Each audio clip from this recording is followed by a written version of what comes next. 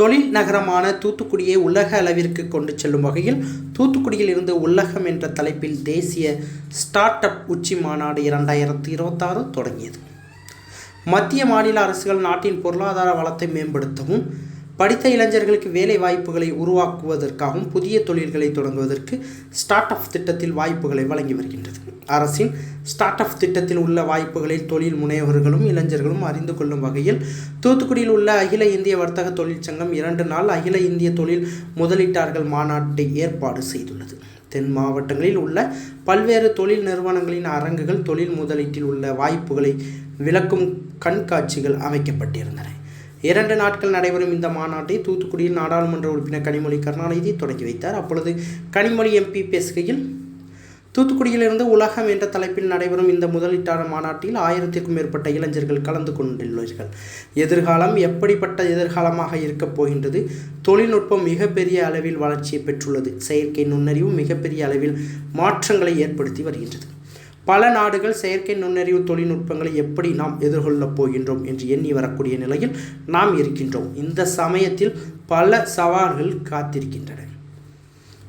உங்கள் முன்னால் உள்ள சவால்களை எதிர்கொள்வதற்கு முன்பு அதை எதிர்கொள்ள அதனை தயாராக வர வேண்டும். தொழில் முதலீடு என்பது பிறர் யோசிக்கும் முன்பு நீங்கள் அதனை யோசித்து செயல்படுத்த வேண்டும். மிக முக்கிய என்னிடம் இதற்கான தீர்வு உள்ளது என்று செயல்படுத்துவதுதான் ஸ்டார்ட் அப் முக்கிய நோக்கம் என்று தொழில் உள்ள பிரச்சனைகளை தீர்க்கவும் எதிர்கொள்ளவும் நாம் தயாராக இருக்க வேண்டும். எங்களால் முடியும் என்ற நம்பிக்கை இருக்க வேண்டும். அதுவே உங்களுக்கு வெற்றிக்கு அடித்தளமாக இருக்கும். புதியவர்கள் தொழில் துறையில் அதிக அளவில் வர வேண்டும் என்று அவர் கூறினார். தொடர்ந்து நடைபெற்ற மாநாட்டில் இளைஞர்கள் புதிய தொழில் தொடங்குவதற்கு உள்ள வாய்ப்புகள் குறித்து கருத்தரங்கு நடைபெற்றன. போது we were looking for socially responsible startups. அதில் தான் அவரும் அதில் வெற்றி பெற்ற இன்னொரு சகோதரியும் இங்கே இருக்காங்க. 2 பேர் புத்தொழில் களத்தில் பரிசு பெற்றவர்கள் இங்கே இருப்பது எனக்கு ரொம்ப மகிழ்ச்சி தரக்கூடிய ஒன்றாக இருக்கு. They came up with solutions to problems the world hadn't identified or did not bother about. So இன்னைக்கு அவங்களுடைய சக்சஸ்க்கான பேசிக் காரணம் அதுதான். So I think go ahead, try to think about issues around you, problems around you. There are so many things which AIs cannot solve, which governments cannot solve, which large corporates don't even have the time to think about. And one great thing about a startup is it cares about a smaller group of people. The corporates cannot afford to do that.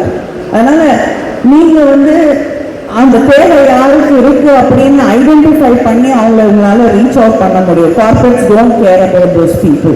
So definitely there is a huge need. நீங்கள் பேசிய எல்லாரும் சொன்னது போல எங்களால் முடியும் அப்படிங்கிற நம்பிக்கை and the attitude of I will not give up and nobody can make me give up அப்படிங்கிறது மட்டும்தான் உங்களுடைய மனசுல எப்பொழுதும் இருக்க வேண்டிய ஒன்றாக அதை நீங்கள் சுமந்து நீங்க முன்னெடுத்து போனீங்கன்னா நிச்சயமா வெற்றி மட்டும்தான் உங்களோடு வரக்கூடிய ஒன்றாக இருக்கும். அதே நேரத்துல அவர் குமரவேல் பேசும்பொழுது அறம் செய்ய விரும்பிலிருந்து பொருள் செய்ய விரும்புன்னு ஔவையார் சொல்லியிருப்பாங்கன்னு சொன்னாரு.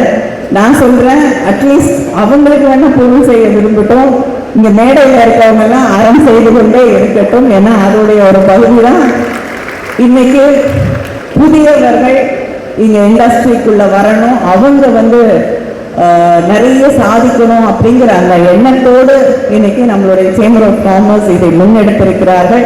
அவர்களுக்கு மீண்டும் என்னுடைய வாழ்த்துக்களை நான் தெரிவித்துக் கொள்கிறேன். அத்தனை பேருக்கும் என்னுடைய நன்றி, வாழ்த்துக்கள். Go ahead, conquer the world. Thank you.